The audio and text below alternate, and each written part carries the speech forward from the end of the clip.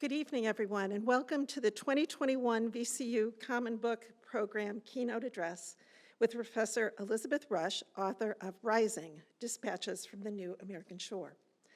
I'm Constance Relihan, Dean of University College. University College is the home of the Interdisciplinary Studies Program, the Focused Inquiry Program, which provides deep instruction in communication and critical thinking to our first-year students, and the Common Book Program.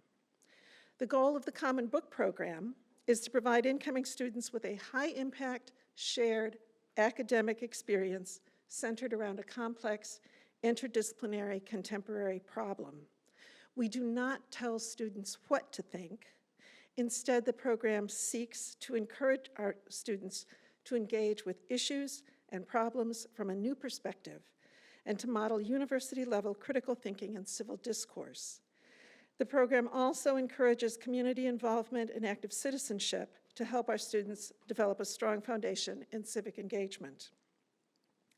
In creating a number of programs related to our book this year, we have partnered with several units across campus, most notably the School of World Studies, the Department of Biology, the School of Social Work, the Institute for Contemporary Art, and the Provost's Office. We've also partnered with community organizations, most notably the Richmond Public Library. And we've also sponsored a climate fiction, or CLI-FI, contest. This year's Common Book was selected, as all Common Books are, by a large committee of faculty, staff, and students from across campus that's led by the director of the Common Book Program, Dr. Felicia Williams, who also serves as the Associate Dean for University College. Dr. Williams leads an incredible team that has coordinated this year's program. It includes Elizabeth Fagan, Rebecca Smith, Chloe Walker, Carly Harrison, Anitra Heron-Johnson, Richard Quarshie, Billy Lineberry, Hillary Levinson, and Carver Weekly.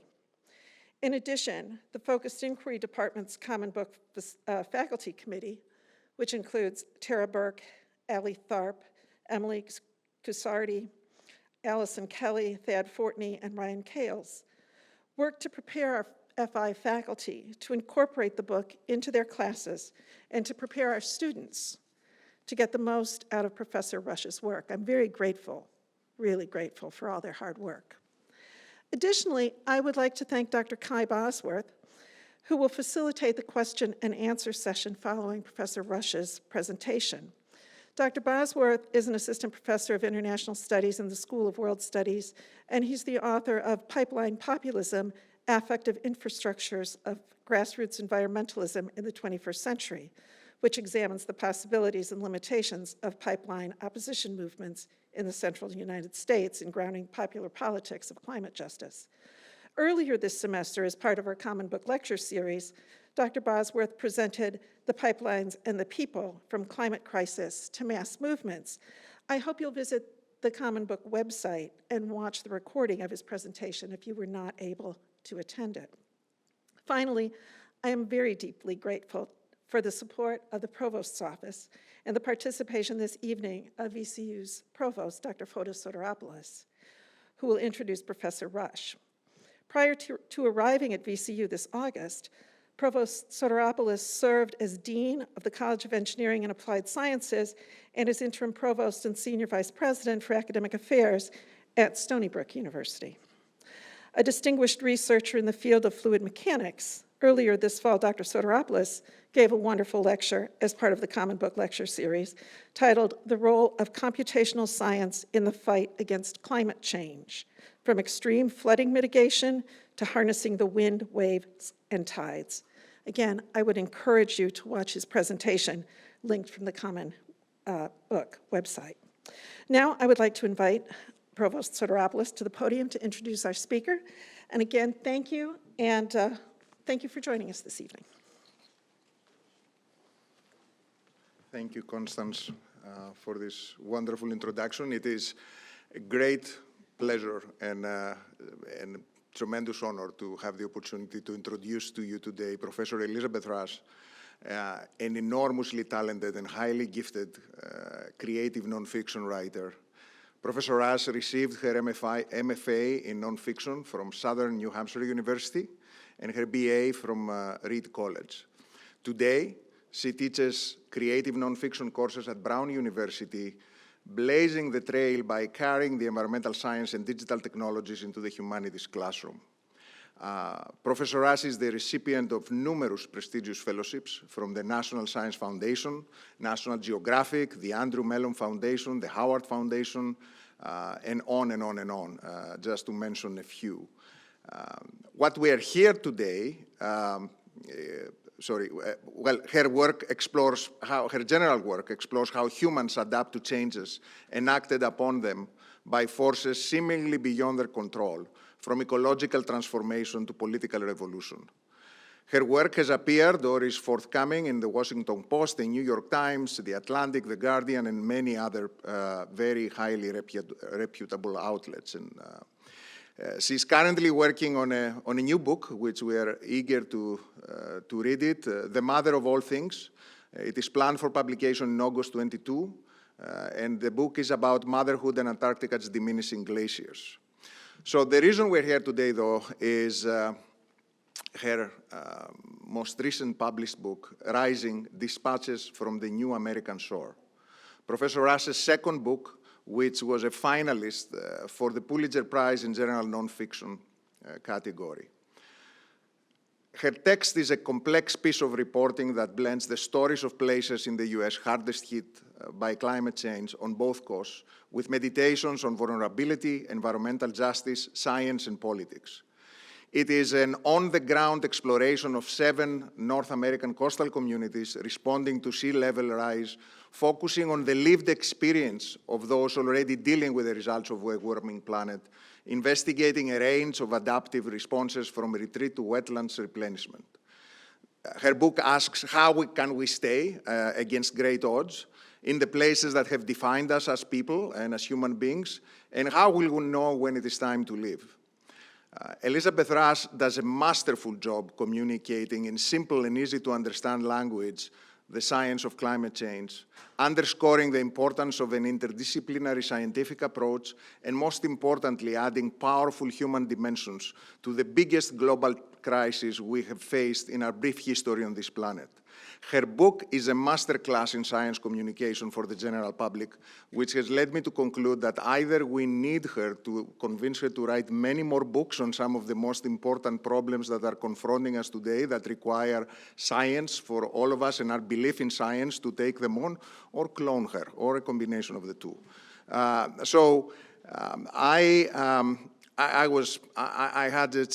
was deeply absorbed reading her book, and I have to share with you my favorite quote from that book, which I think very, very beautifully captures what this is about.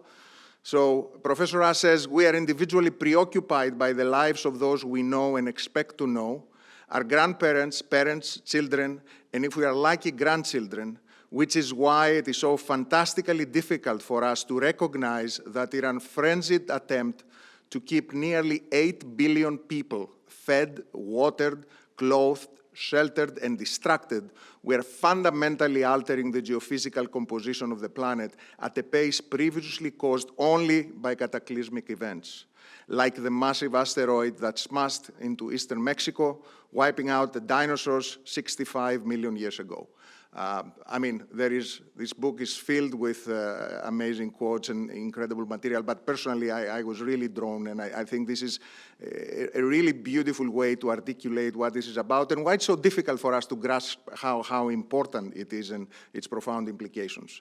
So, selected from over 100 titles to become this year's common book, Professor Rush's story of the transforming coastlines of the United States now serves as inspiration for our VCU community to continue to fight for climate justice. So without any further delay, I would like to introduce to you Professor Rush. Welcome to VCU, and I'm going to set your computer in place.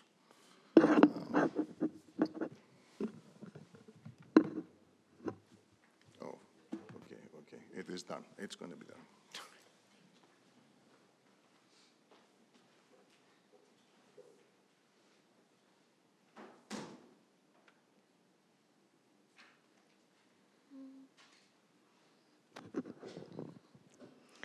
Thank you so much for being here with me tonight to talk about different ways of addressing the ongoing climate crisis. Thank you very much to the Provost for that fabulous introduction, to the Dean, to Felicia, to Carver, to Elizabeth, to Kai, to all of the different people who have worked tirelessly to make this event happen. I'm deeply grateful. And I'm especially grateful to all of the VCU students and professors who have been steeped in this text over the past couple weeks. It's an honor to have my book read by you, and I can't tell you how much it means that, to me, that this question around what do we do in response to the climate crisis is a central question for you as you enter your undergraduate years. So tonight I'll speak to you about this book, Rising, Dispatches from the New American Shore, which, as the Provost pointed out, is an on-the-ground investigation of the impact that sea levels are having on different coastal communities all around the country. Each of the book's chapters opens with a monologue delivered in the voice of one of the town's residents about an event that woke them up to their vulnerability, and also what they decided to do with that information. It's a book about climate change and sea level rise in particular, but it doesn't really focus specifically on the science behind the phenomenon. I think instead it looks towards people living on climate change's front lines and asks what we can learn from them about the future that we share. I'll focus primarily on a small community on the eastern shore of Staten Island, a place that Hurricane Sandy both undid and remade from the ground up. And by digging into the story of Oakwood Beach and also the story behind the story, how these chapters came to be in the book in the way that they are, I want to explore a really fundamental question. Whose voices have been traditionally left out of environmental discourse? And how can we think of this moment as one that presents us with an opportunity to make this conversation more whole moving forward? We tell ourselves stories in order to live, Joan Didion writes at the opening of the White Album. Her famous essay that tries and fails to make sense of how the idealism of the 60s gave way to was consumed by a kind of unrelenting cynicism marked by the Manson murders and many other events. Didion says that storytelling works as a sense-making practice, that it works until it doesn't, that there are moments and phenomena that ultimately rend our ability to arrive at a narrative line. And I think climate change is among them. And yet in general, we keep trying to tell this story in a pretty straightforward manner. In 2011, when I started to write about sea level rise for a number of different journalistic publications, I quickly grew bored with the kind of language I had to use to get climate change into the newspaper at all. Each of these unique, unprecedented events all started to sound really eerily familiar.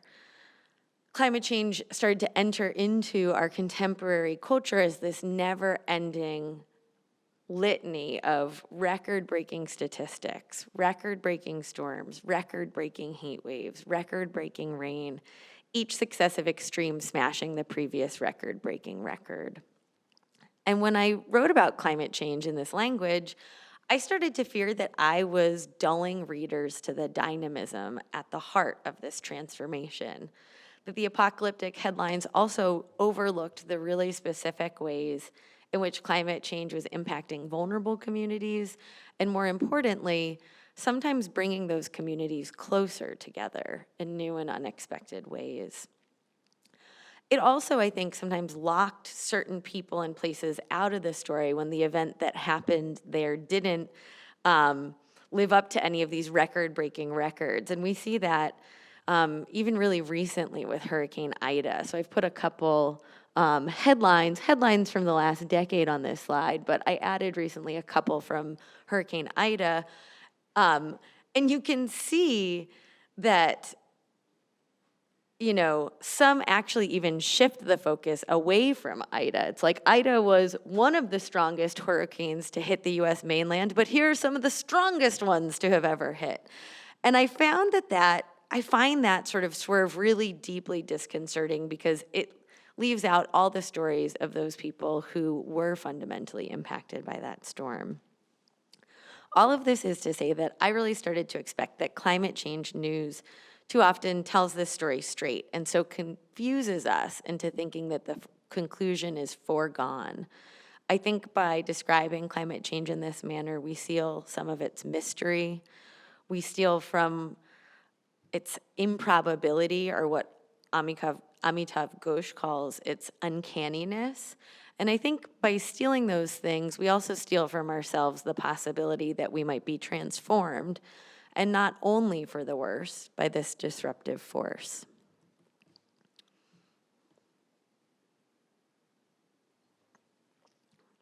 So I was living in Brooklyn and teaching at the College of Staten Island when Hurricane Sandy hit. Over 400,000 New Yorkers were inundated. 17% of the city's total landmass was underwater. But as you'll come to find out in today's talk, those impacts weren't evenly distributed. And I think the same is generally true of almost every single storm and every single flood I've studied. I've put up here now a map of anticipated flooding with 6 feet of sea level rise in the Norfolk area.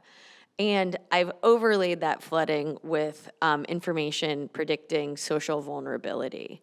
And you'll see that some of the places that are the most flood prone, the most likely to be underwater with sea level rise, are also places where you have lower incomes or lower property values.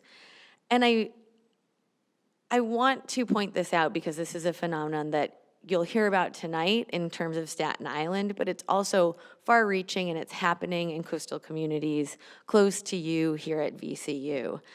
So every time I talk about Staten Island in tonight's talk, I want you to think about coastal Virginia as well, and think about how I could just as easily be talking about a place that you know and love, a place that someone you know might call home. So in the weeks after the storm, Staten Island was in a quiet state of crisis. The university where I taught closed, the ferry stopped running. One day I drove across the Verrazano Narrows Bridge to deliver a donation to a local help center at New Dorp High School, and all along Father Capodanno Boulevard, there were all of these boats that were in the middle of the street, smashed into these single-story ranch houses, and I knew that many of my students came from that neighborhood and that their lives had come undone in ways that I didn't fully understand. When the university reopened, many of my students didn't make it back to the classroom. So generally speaking, CSI students often work and attend school at the same time, and those who had lived in homes that were impacted by Sandy often moved into temporary FEMA housing or in with friends and family in New Jersey or upstate New York. And in the storm's wet wake, they had this really difficult decision to make. They had to figure out if they were going to drop out of school or stop working. And for many of my students, education took a back burner to financial security. And yet when I read about Hurricane Sandy in the newspaper, none of my students' stories appeared there. And I think you could say that's when I really knew that the coverage of the storm and all that it gestured towards was really incomplete. I wanted to know where were my students' stories, where were the stories of those people who flooded before Hurricane Sandy, who'd already blown through their retirement savings getting back into their homes after Irene the year earlier. So to get at some of those questions, I just started to spend a lot of time along the eastern shore of Staten Island, interviewing residents about their Sandy experiences and their long and really frustrating path to recovery. And I didn't tend to drive a car when I went out to the island. Instead, I biked and I walked, going door to door and asking folks to share with me their storm stories. I started to figure out in those initial conversations that as I entered into these vulnerable communities and asked residents to speak with me about something traumatic that had happened to them, I had to make myself vulnerable too. And that's partly why I would go door to door or why I would ride a bike. I didn't want to like have a car around me and enter into the community sort of with that immediate distancing, visual distancing. I also started to talk about flooding as opposed to climate change. And I started to sometimes open up the conversation by talking about a time in my life when someone or something that I loved was hurting me, and that I had a difficult decision to make. Should I stay or should I go? And I feel like by leaving my climate change discourse at the door and really entering into conversation, I started to signal to people that I was there to listen. I started to spend whole afternoons in Oakwood and Midland and Ocean Breeze where residents were organizing they were publicly asking that the state purchase and demolish their homes and that the government aid in relocation. And that, more than anything else about Hurricane Sandy and its aftermath, really surprised me. It was this clamor rising from the sodden side of the city's only Republican borough, the signs that read, "Mother Nature wants her land back," or "Buyout wanted, buyout needed." I wanted to know, what did residents of this right-leaning, often climate change denying, low-lying, working-class neighborhood know that I didn't? How was it that they were interested in Retreat, this really progressive and controversial adaptation strategy? So residents in these neighborhoods who were interested in selling their homes to the state started grassroots buyout committees where they went door to door educating their neighbors on what a buyout could mean and how it might serve them. And some of the things that they brought, the information that they brought into those conversations circled around the idea that each homeowner in a buyout would get pre-storm values for their homes. The recovery time would likely be considerably quicker than the city's Build It Back program, and it's really the only option that they would have that would help them move permanently away from risk. And they kept track of their progress with hand-drawn maps. You know, they went down to City Hall, they got information on lot numbers, and they, you know, charted their progress in this really organic way. And I found that really intelligent and deeply moving. There was an understanding that the conversation had to happen horizontally, that if it started to sound like, okay, someone on high is telling you that you can't go back to your home, there would be a really different response to it. They also knew that they had to get people to be interested in a buyout who had contiguous parcels, that the city wouldn't want to purchase one house here and one house over here, that there had to be a kind of collective interest in this adaptation strategy, that only once they got the overwhelming majority of people interested could they take this proposal to the state and be successful. So I had been researching and writing about Oakwood Beach, Staten Island for a little over a year when Patty Schneider, one of the organizers of that buyout movement, invited me to a party that she was holding to celebrate the life of her brother, Leonard Montalto. Leonard had died in his house during the storm. And when I arrived, Patty introduced me to her niece, Nicole, who is Leonard's daughter. Nicole grabbed me by the arm and she said to me, "You're writing a book, so you are going to help me memorialize my father, and I'll tell you the story of what happened to us on the night of Hurricane Sandy." So she pulled me into the guest bedroom and I sat down and she told me this story, and it took about 2 hours for her to tell it. And I just listened. I'd like to read briefly from the testimony that opens the Oakwood Beach chapter. It's Nicole's testimony, and in this moment, she's describing the search for her father, Leonard Montalto. And I want to do this because I think it's really important for us to bring Nicole's voice directly into the conversation that we're having tonight. And also because literally it was her voice that taught me how to write Rising. It taught me of the necessity of putting these testimonies in the book in the first place.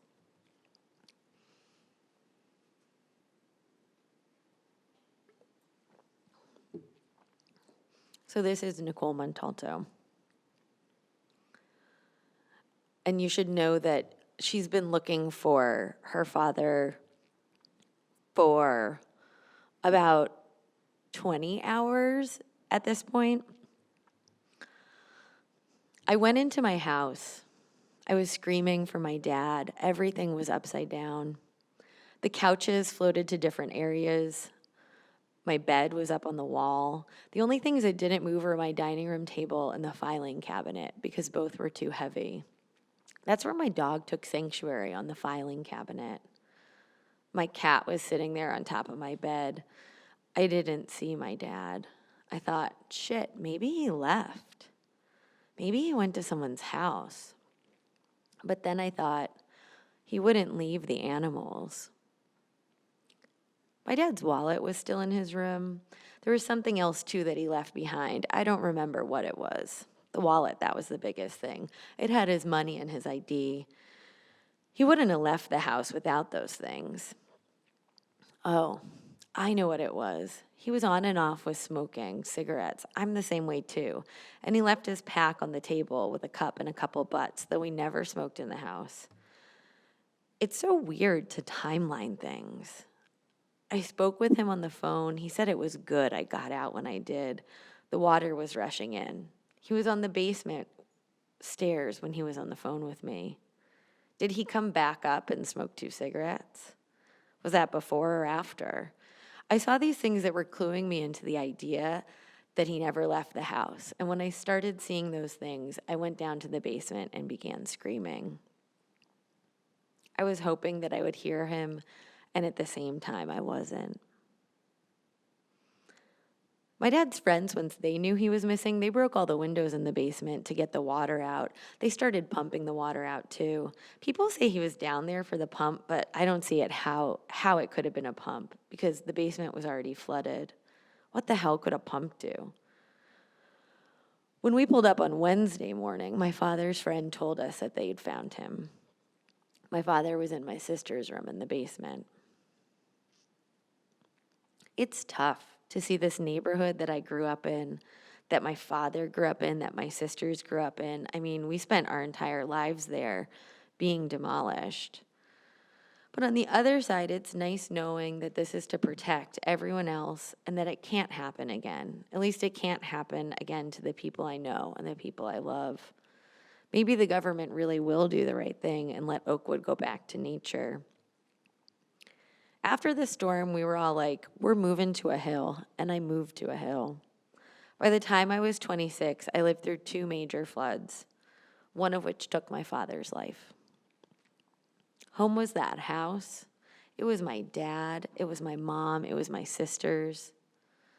When my dad was gone, it wasn't home anymore.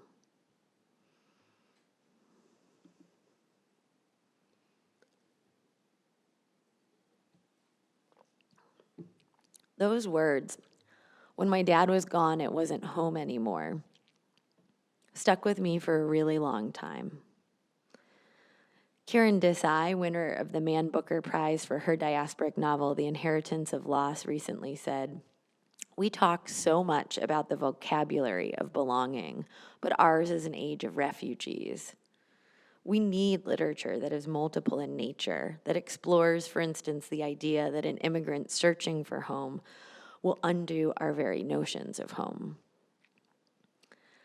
I think Desai's words call to us to invite new voices into this conversation, to produce literature that is multiple in nature, that denies the idea that there's ever an official story or one clear linear narrative line of a particular event. I hear in Desai echoes of the awareness that Nicole Montalto was forced into when Sandy took her father's life. Hers is a story of profound dislocation, of looking for her father, and by extension, her home where he ought to be, and discovering not only that he's not there, he's nowhere. I think that's a discovery that would untether her from her childhood home and would play a significant role in fueling Nicole and Patty and many of their neighbors to advocate for and eventually win the right to pull their roots up and relocate in. But I also think it's really important that if we want to get a fuller picture of why residents would ask their communities to be broken apart, we have to start to reach further back in time.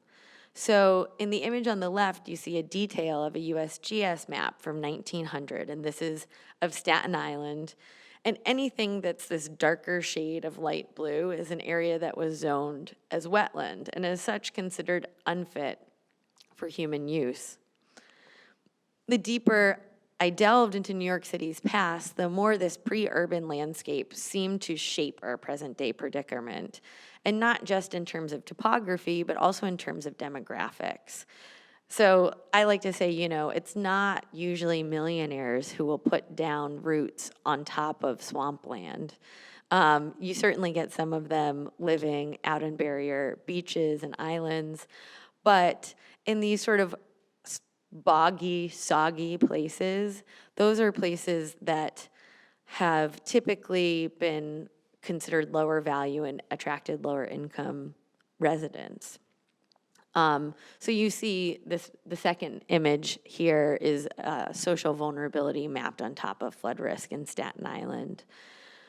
The third image you're at this point familiar with, it's the Sandy inundation image. And the fourth image is pins of every single person who died during Hurricane Sandy in Staten Island.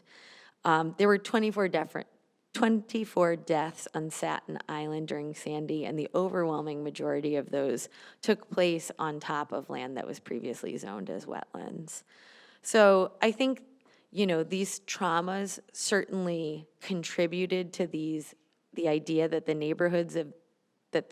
these neighborhoods that were once so beloved had perhaps ceased to offer some of the comfort that we think of as being synonymous as home, but they also have this deeper history, this deeper trauma and neglect behind them. So the word retreat usually implies defeat in a military setting, but on the eastern shore of Staten Island, after the storm that took Leonard Montalto's life, retreat also began to sound like relief from the flooding that had defined so many of the residents' lives. So for a really long time, I had no idea what to do with Nicole's story. I went home after the celebration of life event that I had been invited to, and I transcribed our conversation word for word, and then for years, that file just sat in a folder on my desktop labeled Oakwood Beach Interviews, because there was, in my mind, like nothing I could do to make that story any stronger. Eventually, through a colleague, I ran into the work of Svetlana Alexievich and a book called Voices from Chernobyl, which tells the story of the nuclear disaster and its aftermath entirely from the perspective of those who lived through the event. And when I read this work, I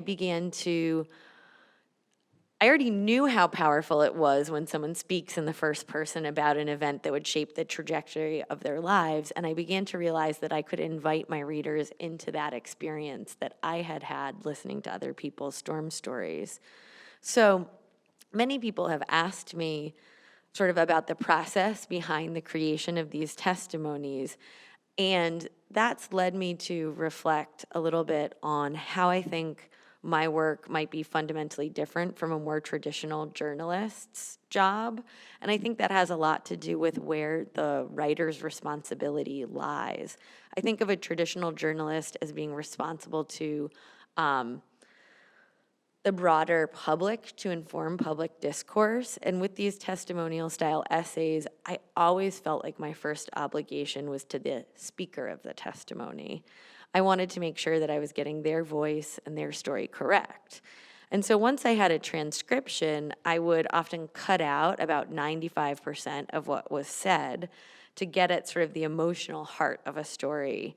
And once I had that rough draft, I would then share the entire thing with the interviewee and ask for their feedback and say, if you don't want this to be in the book at all, it doesn't have to be in the book. Do you want things changed? I'd like to change them. I want this to be a representation of your experience. I can't tell you how terrifying it was for me to send Nicole's story back to her. I feared she didn't want me to use it. I feared that she'd want it changed in really significant ways, but I also knew that if I didn't do that work, I didn't want to include it in the book. I needed her approval.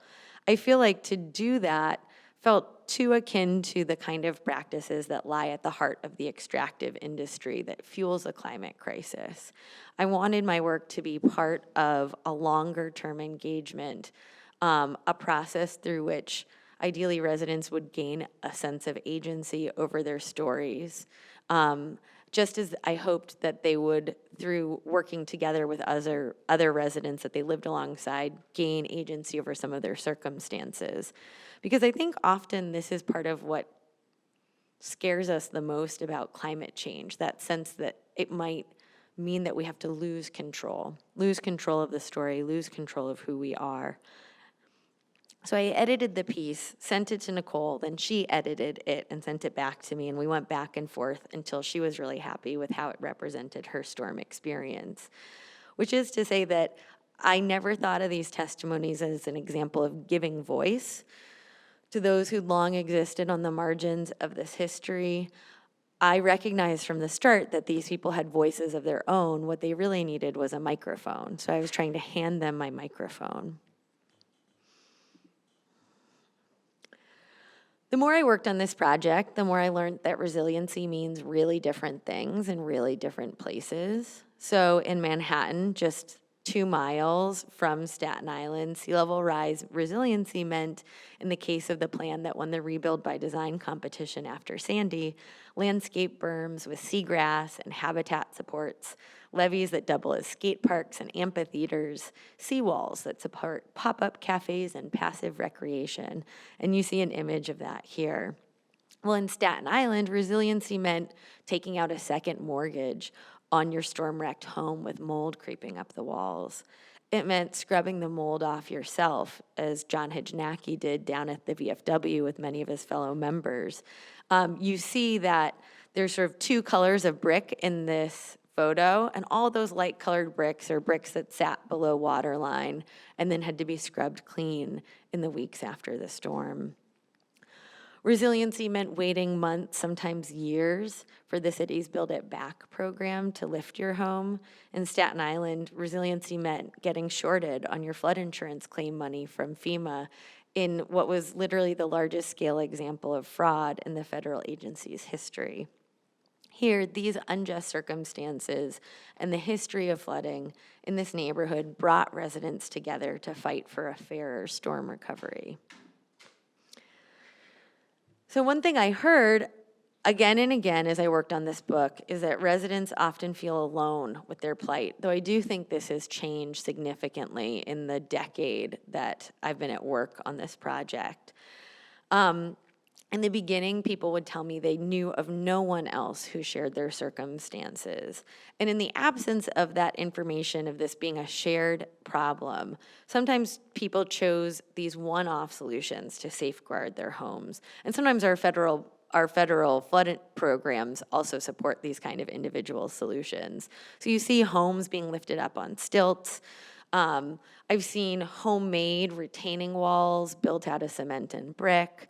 On the right, you see, this is an image of Kristen Massey's home in Houston, Texas. She attempted to wrap her ranch in heavy-duty plastic sheeting after she shelled out $130,000 to repair that home in the back-to-back Memorial Day and Tax Day floods that hit the 2 years prior to Harvey. So when she heard about Harvey, she went out to Home Depot and bought all this stuff in the hopes of keeping the water out of her home for a 3rd time. And as it didn't work and she and her family were displaced again, she, I think, was brought into deep visceral awareness of how fundamentally these individual flood fixes fail. So during the same decade that I've watched the United States inundated again and again by record-breaking storms, I've also started to watch another really powerful phenomenon begin to unfold. So all across the country, community-led flood survivor groups have been popping up. There's Residents Against Flooding in Houston. There's Low Country Flooded States of America in Charleston. There's a Community Voice in New Orleans. There's Horry County Rising. The list goes on. And many begin online in advance of a storm and serve as information sharing networks around where shelters are, where you might get sandbags. And once the floodwaters recede, the focus of these groups often shifts to the long and arduous process of recovery, covering everything from how to file a flood claim to which contractors are least likely to rip you off. But more promising to me even than that, those local nodes of solidarity, is the fact that these groups are joining together.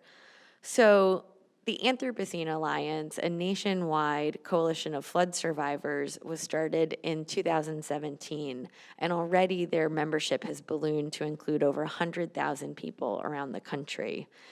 And every month, community leaders from each of those groups meet to talk about what they've learned in attempting to address flooding in their communities. They were like on Zoom way before any of us were on Zoom. They knew it like a year in advance of the rest of us. What's really great, in addition to connecting frontline communities to each other, is that the Anthropocene Alliance, which was formerly known as Higher Ground, and now they have a Higher Ground subdivision, and the Anthropocene Alliance is like the larger umbrella organization. They put frontline communities in contact with pro bono, free, legal, and scientific counsel. They've helped communities file lawsuits against unjust wetlands development, incorrect use of flood pumps during storm events. They've also appealed development permits and hosted educational forums. They've secured buyouts in a number of communities that have been seeking buyouts. And in doing this, I think that they're teaching me and each other that it's really myopic to address flooding at that individual level. Instead, climate change really demands that we think about it as at a local, state, and federal level, that we have a collective response to this threat. And for a moment, because I'm here in Virginia, I just want to sing the praises of a really innovative program that's happening in Norfolk, Virginia. This year, the city is trying to get ahead of some of these questions that have been plaguing the communities that we're talking about in Staten Island. And they're exploring a groundbreaking new public policy that links uplands development in high and dry parts of town to extinguishing development rights in the low wet parts of town. The idea is that if you want to build something new in a place that's going to be dry in 20, 30, 40 years' time, you not only have to help people who are living at flood risk now move away from that risk, you also have to build in affordable housing into your development that's upland.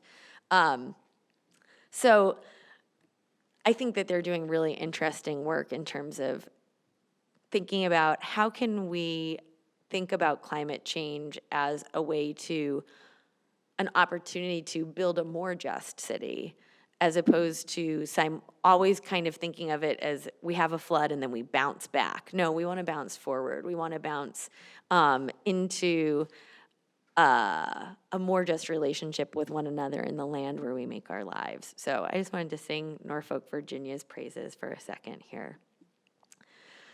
Back in Staten Island, eventually Governor Cuomo listened to the residents of Oakwood Beach, and over the course of a couple years, 600 homes were purchased and demolished on the eastern shore of Staten Island.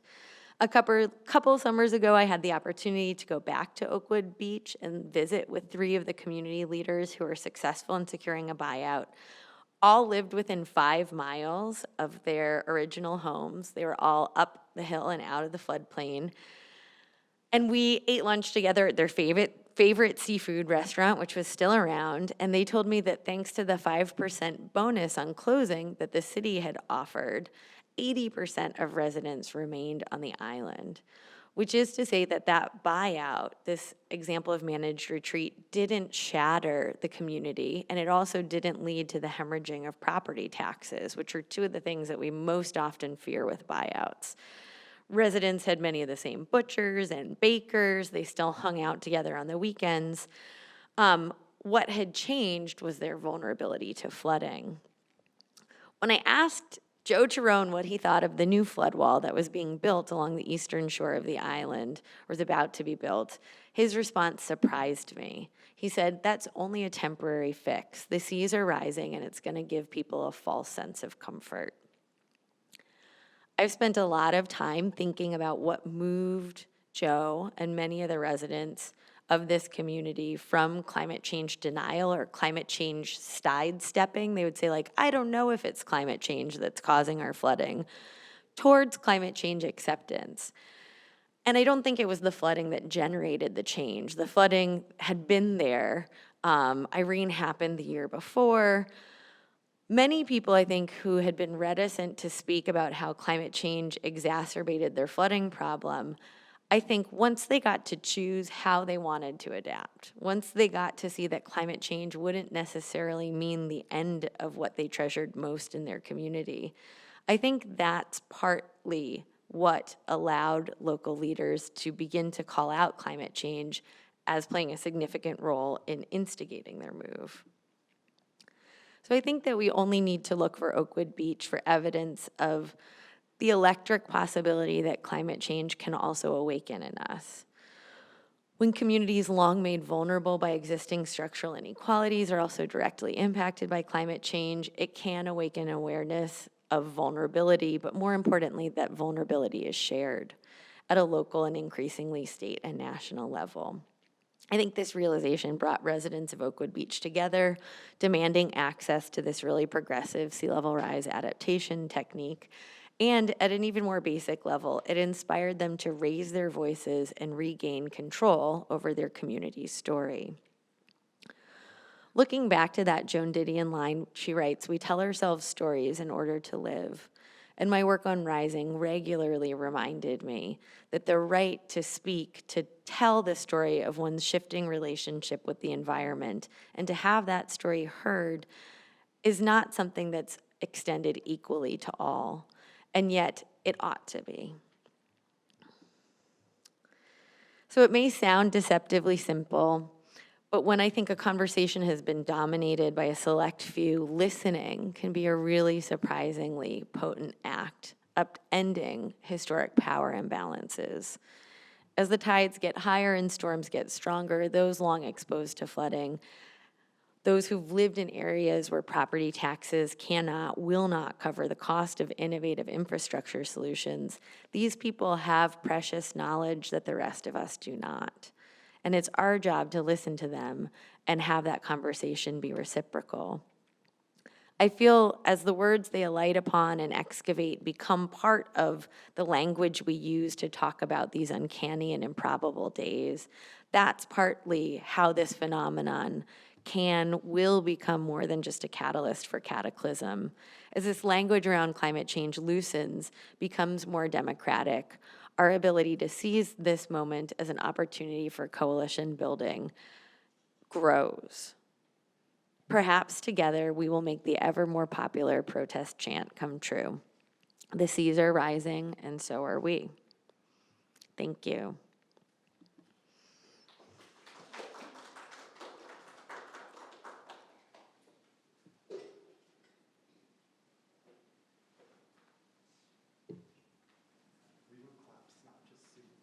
It's nice.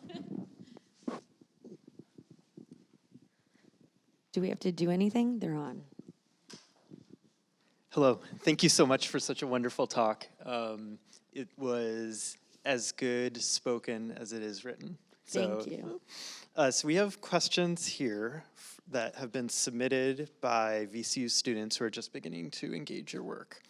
And curated by me, and in some places translated by me. But so the first question was left by someone without a name, who did not submit their name, I should say. And they wanted to know, was there a specific snapping moment that made you realize that the climate crisis is happening already or happening now? There absolutely was. It happened when I was working on a long investigation on the India-Bangladesh border fence. So if you think about the US-Mexico border fence, it's a lot like that, with one very powerful country building a really long fence for all of these complicated political, economic reasons to send messages and also control flow between the less powerful country and itself. So India's built a really long fence, literally like encircling Bangladesh. And so I spent 2 months, 1 month in India and 1 month in Bangladesh, only in communities that were really sort of border towns, trying to get like an on-the-ground understanding of what was happening there. And overwhelmingly in the Bangladeshi communities, I would spend time with folks who would say, like, the fence isn't so much a problem, like you can bribe your way through, you can sneak through under the cover of darkness. The real issue is that our crops are failing because there's saline in the aquifer. And we're talking about communities that were like 100 miles inland. Like, they're not on the ocean. These are places that are starting to feel the very early impacts of sea level rise because India has dammed the Ganges River, this massive river that flows through India into Bangladesh, and is siphoning off a lot of that fresh water to use in uplands irrigation projects, which means that water isn't making it to Bangladesh. It's not replenishing the aquifer. So as the aquifer drops, that's leaving behind space for salt water to seep in, even 100 miles inland. And as I saw those crops failing, and I saw that as a driver for human migration in Bangladesh in like 2011, I was like, oh, it's happening now. It's not Bangladesh is going to drown in 20 years. It's Bangladesh is fundamentally stressed by climate change in the present tense. And then I immediately was like, Bangladesh is also almost already a climate change cliche. Like, I don't want to play into that, but if it's happening there, it's probably happening in the US too. So then I went in search of places in the US that it was happening. Yeah, that's so interesting. It makes me think of how, Richmond is, several miles from the coast. I don't know how many exactly, a little bit less than 100, I think. And yet, when I first moved here, I was so surprised to see the hurricane flood sort of ruler from where the waters had gone from in the James River, just from the storm surge. So we forget that the coast is not a hard line, but a sort of soft one. Absolutely, absolutely. And those riverine ecosystems teach you that. It's like, oh, we place our sort of county lines and we have an idea of what the coast is, and we think that thing is immutable, and it's actually just like one particular iteration of that at a particular moment in time when we decided to draw it on a map. Totally. Yeah, and as a geographer, that drawing on a map, we try to pay close attention to when it happens. But so this question is from someone named Amaka O, and they write, do you believe that the tone that you use within the book helps get your point across?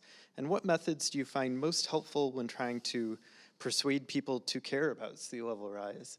And more generally, I think one of the things that's so compelling about your writing is that I think you've reflected on this quite a bit already, even in your talk, but you've thought about the way that writing and narrative shapes perception of the world around us.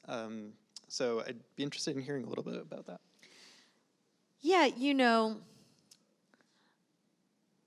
my brain goes in like many places all at once. I think one of the reasons why Rising is really engaging has to do fundamentally with those testimonies. I think that they're, I wanted to carry readers into the experience that so fundamentally touched me while working on this book. And it was that act of sitting in a stranger's living room, like being poured a glass of sweet tea and told, like, why don't you listen to me while I tell you what happened here? So that's like one maybe tonal choice.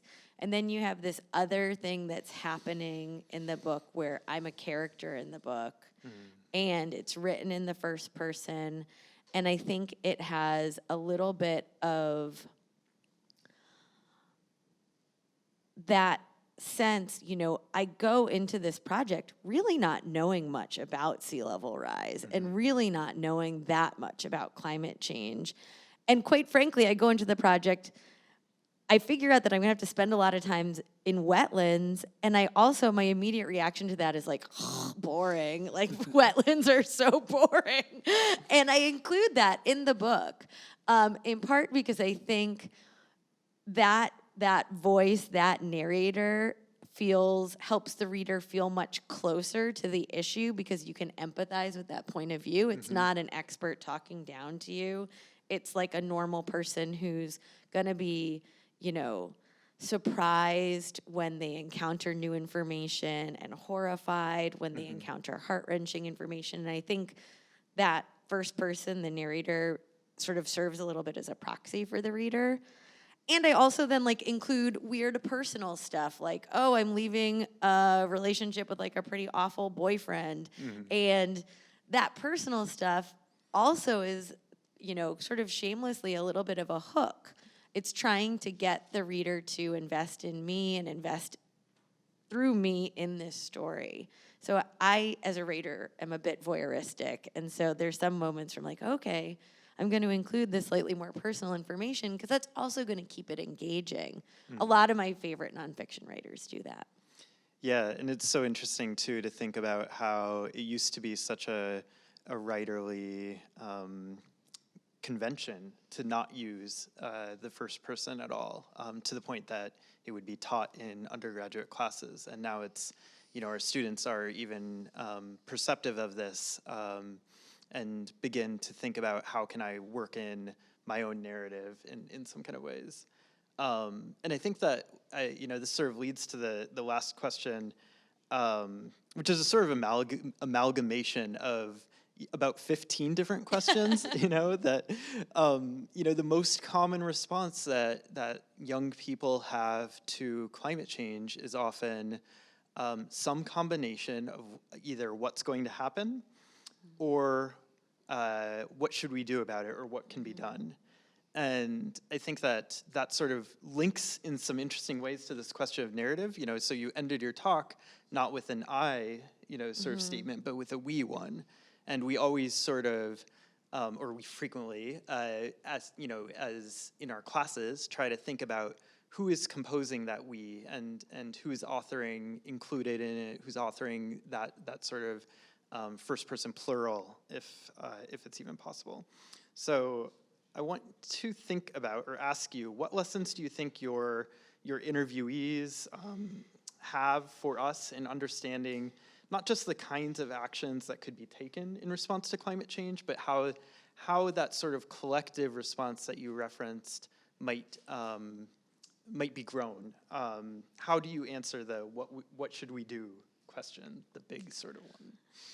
I mean, that's the $1 million question, but I think the longer I sit with that question, I think sort of two things, that it's not about me saying this is how you solve climate change. Climate change is not solvable. It is ongoing and demands ongoing response. And there is also a sense that for me, every single fraction of a degree that we keep the planet from heating is a fraction that matters, especially in those frontline communities. So, I think there's maybe a little bit, I hear maybe in the background of the question, are we doomed?